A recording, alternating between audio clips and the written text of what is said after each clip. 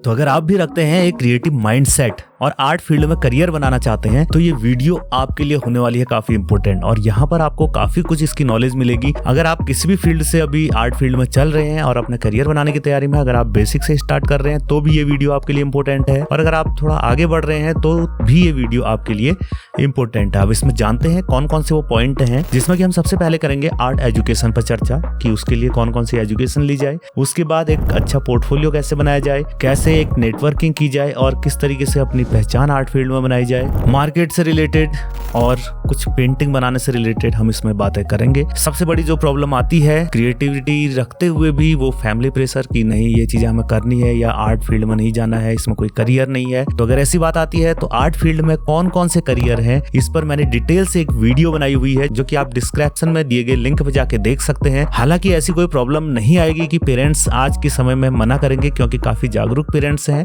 और वो समझते हैं कि जिस ओर उनका बच्चा एक नई क्रिएटिविटी रखता है या जिस ओर रुचि रखता है वो फील्ड उसे दिया जाए और उसके लिए कोशिश भी करते हैं। तो जहां तक है अगर आप छोटे बच्चे हैं तो अपने आसपास कहीं पर भी आर्ट टीचर को मिल जाते हैं आर्ट सिखाने के लिए। इस तरीके से कोई भी आर्ट सिखाने की क्लासेस चलती हैं तो वहां पर आप आर्ट सीख सकते हैं। लेकिन कुछ बड़े होने के बाद यानी कि 12th क्रॉस करने के बाद आपके लिए काफ़ी अपॉर्चुनिटीज़ यहाँ पर मिलती हैं जो कि आर्ट कॉलेजेस में जाके आप आर्ट सीख सकते हैं। तो आर्ट एजुकेशन पर सबसे पहले चर्चा करते हैं कि अगर आर्ट में करियर बनाना है तो सबसे पहले कॉलेज से जहाँ की आर्ट एजुकेशन चलती है वहाँ से आर्ट में एजुकेशन ले लें। कई कॉलेजेस ऐसे मिलेंगे जो कि आर्ट का कोर्स करवाते हैं। अगर आप आर्ट के किसी भी फील्ड में जाना चाहें तो वहाँ पर आपको हर फील्ड के कोर्सेज अवेलेबल हैं।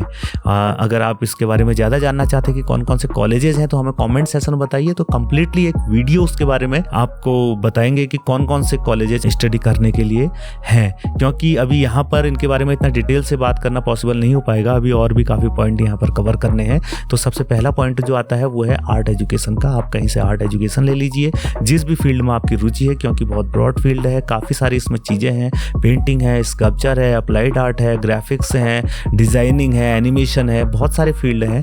तो जिसमें भी आपकी रुचि रहती है उसमें आप एक एजुकेशन लें। उसके बाद दूसरा नंबर आता है पोर्टफोलियो का। एक अच्छा पोर्टफोलियो तैयार करें। पोर्टफोलियो क्या होता है अब इस पर बात करते हैं। पोर्टफोलियो जो है वो आपके कुछ बेहतरीन वर्कों का एक कलेक्शन है जो कि आप स्टडी के दौरान सीखते हैं। आपको अपना पोर्टफोलियो काफी सूझबूझ के और काफी बेहतरीन बनाना चाहिए, क्योंकि कहीं पर भी आप जा रहे हैं या जॉब के लिए जा रहे हैं तो आपका डॉक्यूमेंटेशन सबसे पहला जो है एक आर्टिस्ट का वो उसका पोर्टफोलियो है।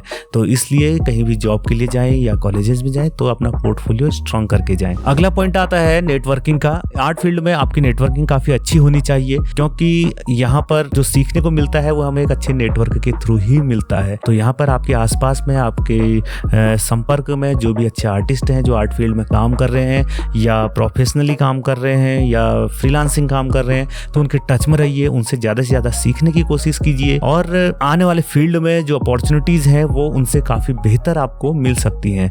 तो उनके द्वारा इन अपॉर्चुनिटीज़ तक पहुँचने के लिए एक अच्छी नेटवर्किंग आप अपनी बना सकते हैं और यह आपको एक अच्छी नेटवर्किंग बनानी चाहिए। फिर उसके बाद एक पॉइंट आता है अपनी पहचान कैसे बनाई जाए। अपनी पहचान से मतलब है कि एक अलग से आप किस तरीके से आर्ट फील्ड में अगर हैं तो आपका जो काम करने का तरीका है वो इस तरीके से हो कि जो औरों से आपको थोड़ा अलग करे। ये थोड़ा सा एक लंबी प्रोसेस है। ये सीधे ये नहीं होता कि आप जैसे ही पेंट ब्रश स्टार्टिंग में उठाएं और उसके बाद अपनी एक नई पहचान बनाने लग जाएं, ये पॉसिबल नहीं है। लेकिन आप धीरे धीरे जब उसमें काम कर रहे हैं, जैसे कि मैंने आपको अभी इससे पहला वाला एक पॉइंट पर बताया था कि किस तरीके से नेटवर्किंग होनी चाहिए या आप कोई आर्टिस्ट के अंडर में उनसे उनके टच में रह के किस तरीके से काम सीखना है, तो इसके आधार पर आप देख सकते हैं, इसके आधार उनसे आप सीख सकते हैं कि किस तरीके से इस फील्ड में आपका वर्क किस ओर जा सकता है। कॉलेजेस में है तो वहाँ भी इस बात पर फोर्स किया जाता है कि एक एकेडमिक स्टडी के बाद आपने अगर आगे निकलना है तो कैसे अपनी पहचान के तौर पर आप वर्क करेंगे और कैसे आपको एक अपना स्टाइल डेवलप करना है।